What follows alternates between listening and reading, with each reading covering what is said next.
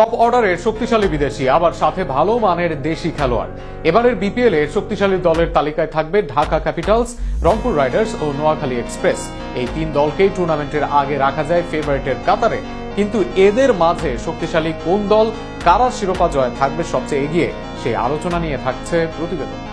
একদিকে কুশাল মেন্ডিস ও Johnson Charles, অন্যদিকে আছেন অ্যালেক্স হেলস ও উসমান খান, অপরদিকে আছেন কাইল মায়ার্স ও ডেভিড মালান। নোয়াখালী, ঢাকা ও রংপুর টপ অর্ডারে বিদেশি সংগ্রহে যেন কেউ কারো থেকে কম নয়।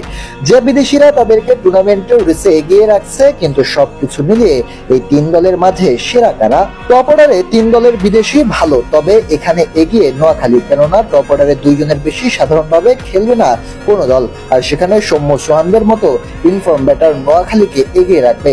অপরদিকে ঢাকা দলে সাইফ হাসান আছেন, তবে সাথে থাকা মিথুন সাব্বিরকে চেয়ে এগিয়ে থাকবে নোয়াখালী। রংপুর হৃদয়ে লিটনরা আছেন, জাতীয় দলে খেলা দুই ব্যাটার থাকায় নোয়াখালীর সাথে সমানে সমান লড়াই হবে রংপুরের। তবে কিছুটা এগিয়ে থাকবে নবাগত দলটি। মিডল ওয়ার্ডারে শক্তিশালী রংপুর, হৃদয় লিটনরা আছেন, সাথে আছেন সোহান মাহমুদুল্লাহ, ইফতেখারের মতো ব্যাটসম্যানরা।